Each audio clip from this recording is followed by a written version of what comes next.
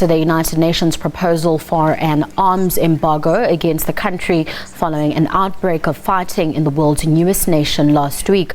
The permanent representative to South Sudan, James Morgan, says an arms embargo would leave the country exposed. South Sudan also rejected additional troops into the country, arguing that it is a sovereign nation. On Saturday night, East African Regional Bloc IGAD, South Africa, as well as the African Union High-Level Panel on South Sudan, met with the United Nations Secretary General Ban Ki-moon to discuss the South Sudan conflict.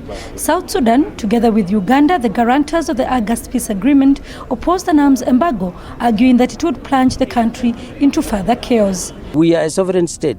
We want to develop our military.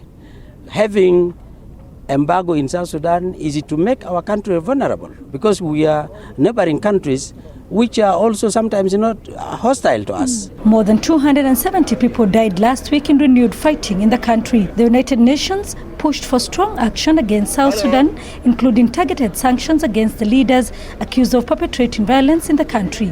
While the leaders agreed to increase the number of troops, South Sudan rejected the proposal but agreed that the capital, Juba, should be demilitarized. The African Union has condemned the fighting and urged both sides to honor the August peace deal. It's very clear that the current president and the vice president are not together.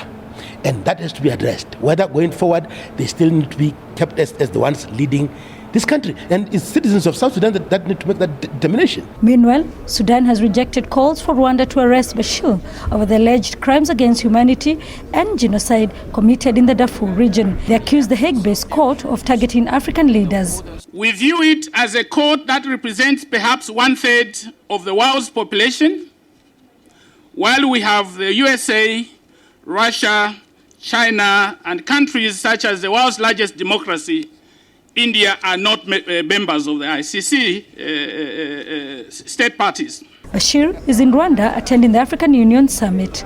Sarah Kimani, SABC News in Kigali, Rwanda.